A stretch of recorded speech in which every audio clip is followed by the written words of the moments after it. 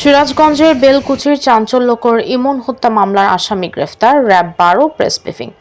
সিরাজগঞ্জের বেলকুচি উপজেলার দৌলতপুরে এসএসসি পরীক্ষার্থী ইমন হত্যা মামলার প্রধান আসামি মাসুদ রানাকে ডিএমপি ক্যান্টনমেন্ট থানাধীন পশ্চিম মানিকদি এলাকা থেকে গ্রেফতার করেছে র্যাপিড অ্যাকশন ব্যাটালিয়ন র্যাব।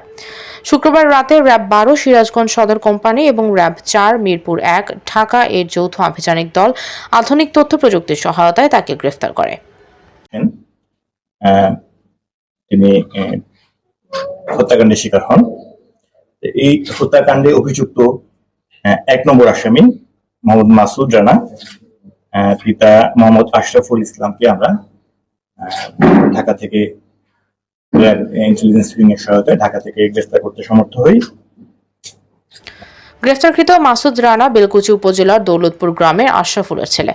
শুক্রবার 16 মে বেলা 11টার সময় সিরাজগঞ্জ র্যাব 12 এর হেডকোয়ার্টার হাটিকুমরুল সলঙ্গা সিরাজগঞ্জ এক প্রেস বিজ্ঞপ্তিতে বিষয়টি নিশ্চিত করেন সিরাজগঞ্জ র্যাব 12 অধিনায়ক অতিরিক্ত ডিআইজি মোহাম্মদ আতিকুর রহমান মিয়া পিপিএম। দেখছিল এই ছেলেটি, তখন একটি ছেলে তার পেছন থেকে এসে হাত দিয়ে বলে যে তুমি একটু এদিকে আসো। তখন সে ছেলেদের সাথে যায়, বের হয়। ওরা কয়েকজন ছেলে ছিল, তো ওদের সাথে গল্প করতে করতে ওর ধারণা হচ্ছিল যে এরা তাদেরকে তাদের এলাকায় নিয়ে যাচ্ছে। এই পর্যায়ে সে যখন তার বাড়ির সামনে দিয়ে যাচ্ছিল তখন প্রেস বিজ্ঞপ্তিতে অধিনায়ক আতিকুর রহমান মিয়া পিপিএম আরও জানান, 1 মাস আগে বান্ধবীকে নিয়ে বেলকুচির দৌলতপুর এলাকায় ঘুরতে গেলে স্থানীয় বখাটে মাসুদ রানা ও তার সহযোগীরা তাদের হয়রানি করে।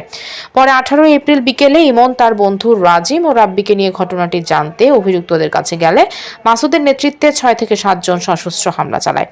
হামলার এক পর্যায়ে আসামি মাসুদ রানা ইমনকে বাঁশ দিয়ে মাথায় আঘাত করে।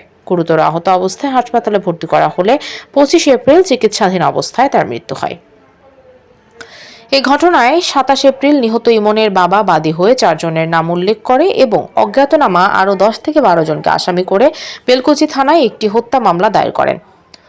উল্লেখ্য, নিহত ইমন এনায়েতপুর থানার খুকনি গ্রামের ইমদাদুল হকের ছেলে ও খুকনি বহুমুখী উচ্চ বিদ্যালয়ের মেধাবী এসএসসি পরীক্ষার্থী ছিলেন।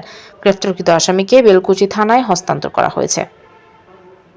মোহাম্মদ লিটন হোসেন, ডাক বাংলা টিভি, সিরাজগঞ্জ।